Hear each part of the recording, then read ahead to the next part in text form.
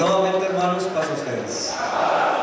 Sé que aunque estamos ya en la parte final de nuestra agenda y ya el día del Señor ha declinado con la oscuridad, usted y un servidor estamos todavía listos para abrir el corazón a recibir la palabra del Señor. Así que les invito a que abran su Biblia para localizar la lectura base, que no solo de esta reflexión, sino del lema que nos ha servido para orientar los trabajos, las reflexiones, la meditación, la alabanza y todo el trabajo que se ha programado para esta convención pastoral. Hebreos capítulo 10, y hemos de leer, hermanos, del versículo 10 del versículo 19, al versículo 25. Hebreos capítulo 10, versículo 19 al 25. Me parece, hermanos, que los libros de la Biblia, incluida esta epístola, manejan diferentes temas, diferentes énfasis, algunos de ellos conectados, pero luego de la lectura de toda la carta a los hebreos, pareciera que Pablo está llegando aquí a lo que podríamos bien llamar un clímax de la carta, de la epístola. Entonces estamos llegando a un momento climático, un momento especial de la carta, hermanos, en donde todos los argumentos que el escritor ha hecho a lo largo de los capítulos bien pueden verse aquí resumidos, concretados, como si fuera lo más refinado del pensamiento de quien haya escrito esta carta y lo quiere compartir con nosotros. Verso 19. Así que, hermanos, teniendo libertad para entrar en el santuario por la sangre de Jesucristo, por el camino que Él nos consagró nuevo y vivo, por el velo, esto es, por su carne, y teniendo un gran sacerdote sobre la casa de Dios, lleguémonos con corazón verdadero, en plena certidumbre de fe, purificados los corazones de mala conciencia y lavados los cuerpos con agua limpia. Mantengamos firme la profesión de nuestra fe sin fluctuar, que fiel es el que prometió, y considerémonos los unos a los otros para provocarnos al amor y a las buenas obras, no dejando nuestra congregación como algunos tienen por costumbre, mas exhortándonos, y tanto más cuando veis que aquel día se acerca. Amén. Cerramos los ojos, hermanos, oremos al Padre. Bendito Dios, toda la gloria y la honra y la alabanza sean para ti. Gracias por este día de reposo que nos regalaste en esta hermosísima convivencia con mis amados hermanos de este y otros lugares. Y ahora, Padre, no queremos ir al descanso ni terminar esta sesión sin que la eterna palabra que brotó de tu corazón pueda llenar los corazones nuestros. Así que haz que corra esta palabra y que haga en cada uno de nosotros aquello que tú tienes preparado. Lo agradecemos y lo pedimos en el nombre bendito del que le dio sentido a nuestra vida, el Salvador de nuestras almas, Cristo Jesús el Señor. Amén. ¿Quieren sentarse, mis hermanos? Lámina 1, el título de nuestro lema y de nuestra reflexión: manteniendo firme nuestra profesión. Le recomiendo que abra su escrito y ahí en la página 1 de la reflexión me siga y sigamos el método, hermanos, que he utilizado para compartir con ustedes las reflexiones a lo largo del día de ayer y de esta, que es mi cuarta y última participación, lleno de gozo, hermanos, y de gratitud desbordante en mi corazón. Dice la introducción, hermanos, de este tema: Cristo, con su muerte en la cruz, ha abierto un camino hacia el trono de Dios. Salvos por su gracia, acerquémonos con toda confianza a Dios en adoración sincera. Mantengamos firme nuestra profesión y nuestra esperanza cristiana y ayudémonos mutuamente, reuniéndonos permanentemente para alentarnos unos a otros, sabiendo que la venida del Señor se acerca. Segunda lámina: una bendición tan grande, basada en los versos 19 al 21. Verso 19: así que, hermanos, teniendo libertad para entrar en el santuario por la sangre de Jesucristo. Punto 1. Entrar a la presencia de Dios en el lugar santísimo del templo tenía grandes restricciones para el israelita común. Pero ahora los creyentes tienen plena libertad de entrar no al lugar santísimo terrenal en el templo de Jerusalén, sino en el santuario celestial, a la presencia misma de Dios. Por supuesto, estamos hablando en un sentido espiritual. De ninguna manera, hermanos, hay en mi mente o en mi corazón una idea herética de un reino en el cielo. Por supuesto que no. Estamos hablando en un sentido netamente espiritual. ¿Están de acuerdo? Punto 2. ¿Quién solo podía entrar al lugar santísimo terrenal? El sumo sacerdote, como usted sabe, no el pueblo. ¿Y podía entrar las veces que quisiera? No, hermanos. Solo una vez en todo el año y, claro, cumpliendo exigencias muy precisas. Punto 3. Pero al santuario celestial, la eterna habitación de Dios, quien habita en luz inaccesible, como bien dice su palabra, pueden ahora entrar quienes han sido interiormente purificados por la sangre de Cristo, por el lavacro del bautismo, consagrados y hechos perfectos por el perfecto sacrificio de Jesús en la cruz. Han recibido el derecho a acceder libremente a esa presencia santa. Entonces se nos urge a que todos los que hemos creído, a que ejerzamos plenamente este gratuito derecho. Así que, hermanos, teniendo libertad para entrar en el santuario por la sangre de Jesucristo. Punto 4. ¿Qué podemos afirmar de este camino por el que Cristo, nuestro sumo sacerdote, ha entrado en la presencia de Dios? Podemos afirmar, hermanos, que es un camino que permanece abierto para sus redimidos, para seguirlo así como Él entró, nosotros espiritualmente también. Punto 5.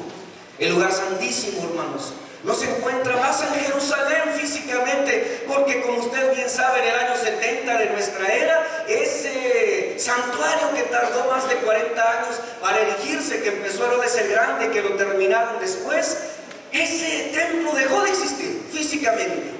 Aún quedan unos cuantos pedazos del muro donde judíos piadosos lo usan, llamado el muro de las lamentaciones. Es lo que queda de ese santuario.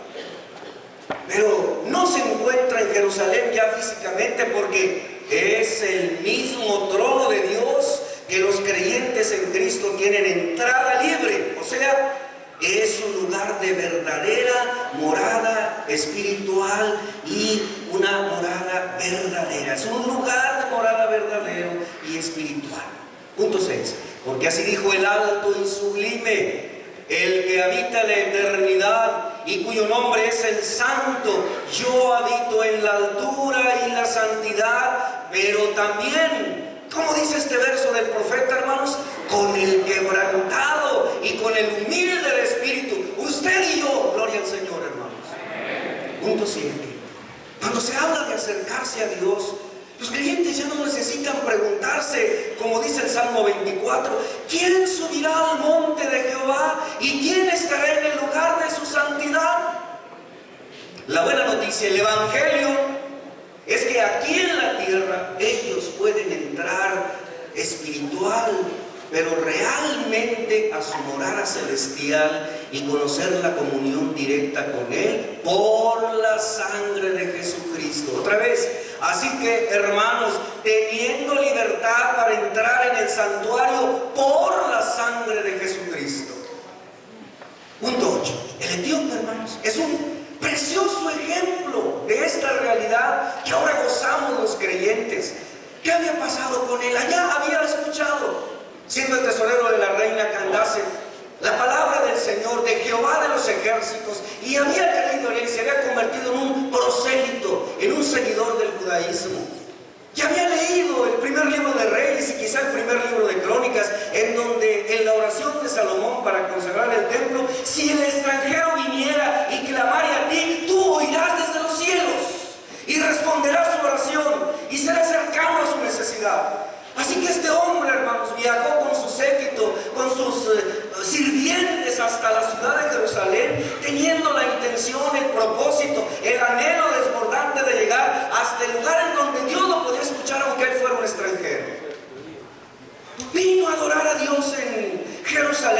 dice el libro de Hechos en el capítulo 8, verso 17. Pero, ¿cuál fue la tragedia del etíope, hermanos? Que solo pudo llegar al atrio de los gentiles.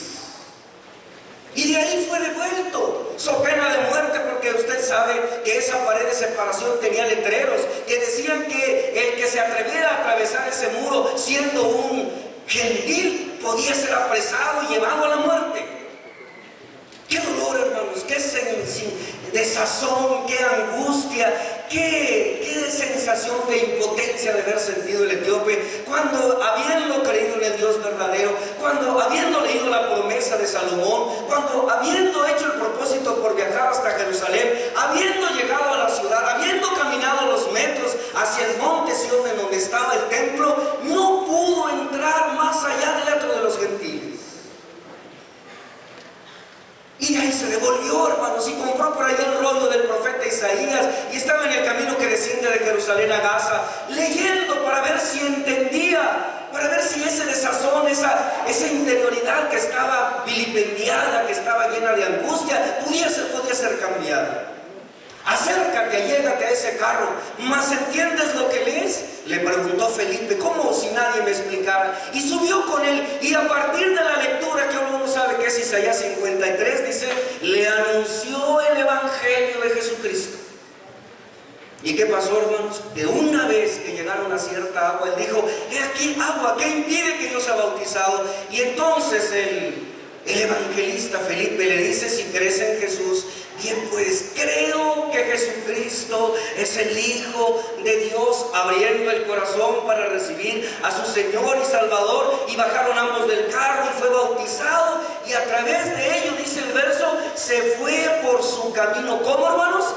Pleno, entero, satisfecho, redimido, salvo, sabiendo que no era necesario regresar a Jerusalén para entrar al lugar santísimo, porque la sangre de Jesucristo y su nuevo Señor le habían permitido algo 1.000.000 de veces, si me permiten hacer un número, más grande que entrar al lugar santísimo de Jerusalén. ¿A dónde mismo, hermanos? A la presencia misma del Señor en el santuario celestial.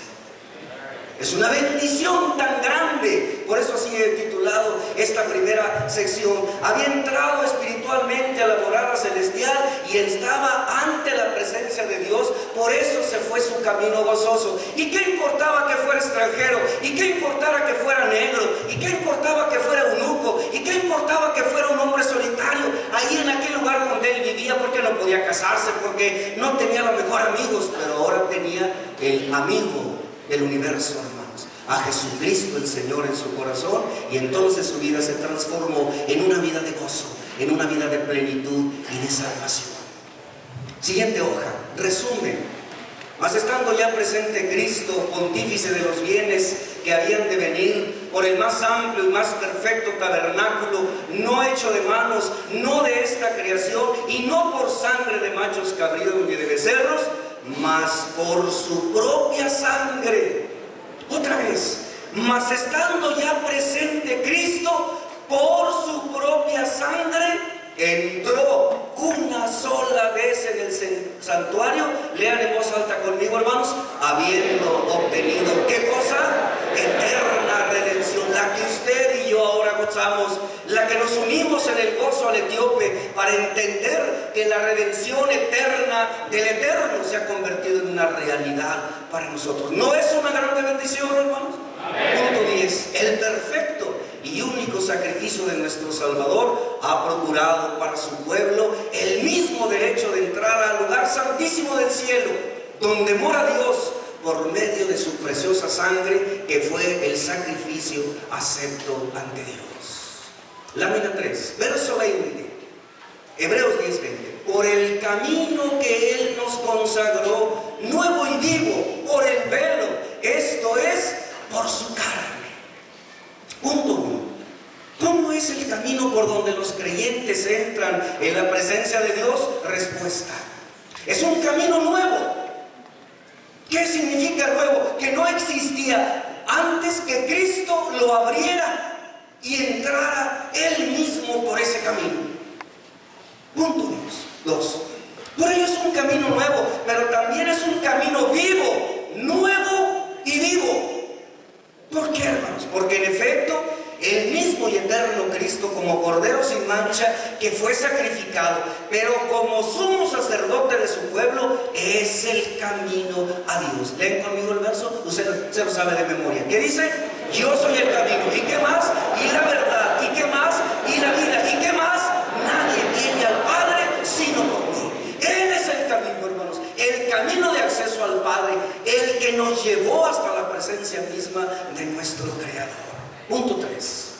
Es un camino que lleva por el velo, o sea, a través del velo al lugar santísimo.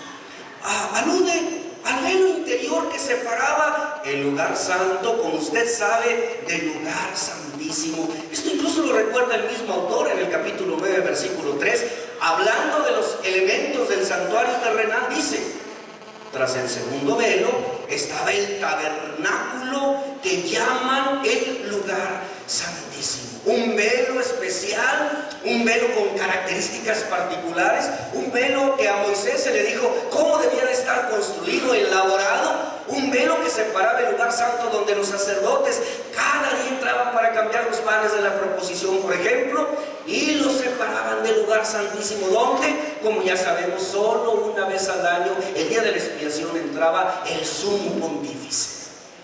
Tras el segundo velo estaba el tabernáculo que llaman el lugar santísimo, a través de cuyo modelo celestial Jesús ya ha pasado como precursor de su pueblo. Hebreos 6:20, donde entró por nosotros como precursor Jesús, hecho pontífice. ¿Con qué característica, hermanos? Eternalmente. Allá los descendientes de Aarón, allá los descendientes de Leví, solo podían entrar una vez en el año, pero este solo necesitó entrar abriendo por medio del velo, hermanos, un espacio para entrar una sola vez, para convertirse en nuestro sumo pontífice y abrir el espacio para que nosotros pudiésemos entrar al lugar santísimo, lugar de la presencia eterna del Dios eterno en los cielos. Gloria a su nombre, hermanos, claro que sí. Punto 4. Estas palabras contienen una alusión implícita a la rasgadura del velo de arriba hasta abajo en el momento de la muerte de Jesús. Sí, claro que sí. Marcos capítulo 15, 38. Entonces el velo del templo se rasgó en dos. ¿En qué momento, hermanos? Cuando el Señor muere, cuando exhala su último suspiro, cuando, hermanos, deja de vivir físicamente como ser humano. Entonces el velo del templo se rasgó en dos, de alto a abajo.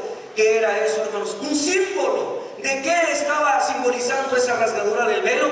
De ese lugar que se estaba abriendo para que, recuerden conmigo el verso, hermanos, que resume la Biblia, para que todo aquel que en él crea no se pierda, sino que tenga, ¿qué cosa?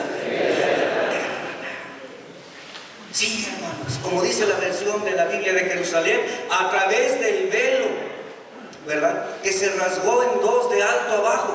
En la muerte de Jesús, Dios mismo ha sido revelado para nosotros y el camino de acceso hacia Él está completamente ahora abierto. Punto 5. ¿Qué simboliza el velo, hermanos? Por el velo, dice el pasaje, esto es por su carne. Y la Biblia de Jerusalén lo dice de esta manera, a través del velo, es decir, de su propia carne. Entonces, se identifica el velo como la carne de nuestro Señor. ¿Y cómo lo podemos comprobar, hermanos? Con Hebreos 10:10, en la cual voluntad somos santificados por la ofrenda. ¿Cuál ofrenda, hermanos? De su cuerpo, del cuerpo de Jesucristo. ¿Cuántas veces necesaria para hacerse, hermanos? Solo una sola vez. Punto 6. Su carne, entonces, significa su vida humana, ofrecida en sacrificio a Dios. Entonces, es por su sacrificio que el camino de acceso a Dios ha sido abierto.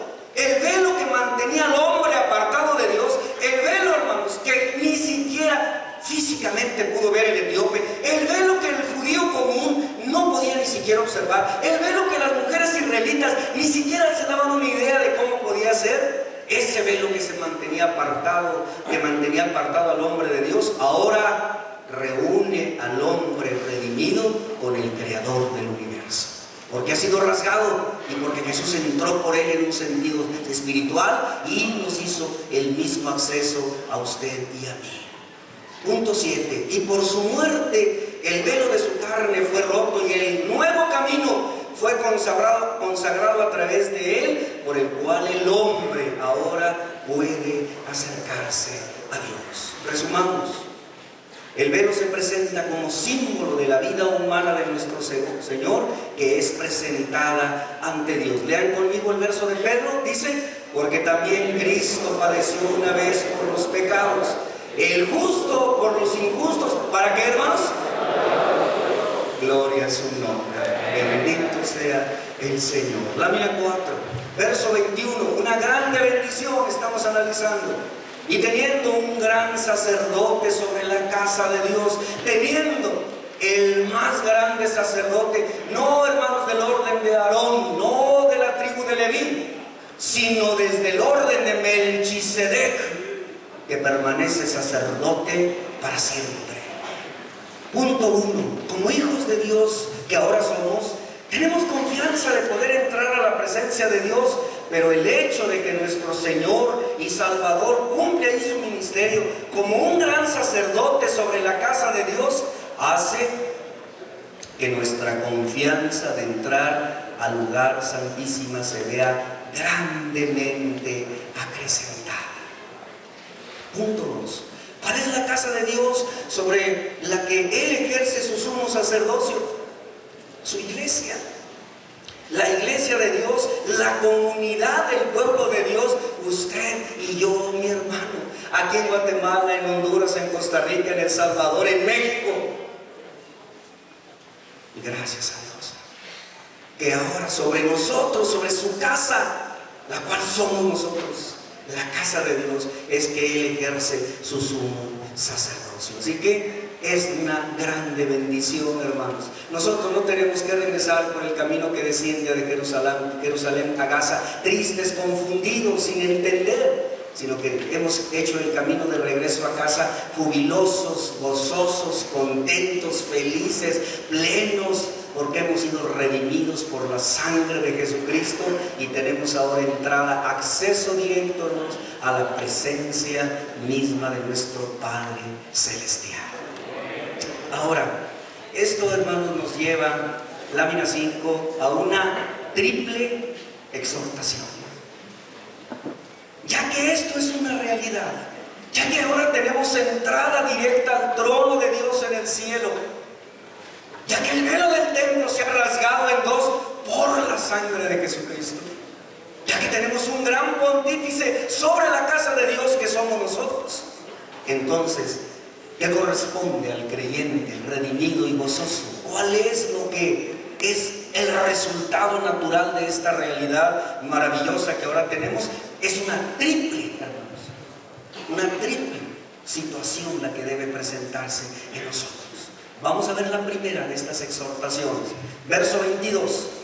Lleguémonos entonces, hermanos, lee en voz alta conmigo, con corazón en plena certidumbre, purificados los corazones y lavados los cuerpos. Así que esa es la primera exhortación. Ya que tenemos esta grande bendición en nuestras manos, en nuestro corazón, en nuestro ser, lleguémonos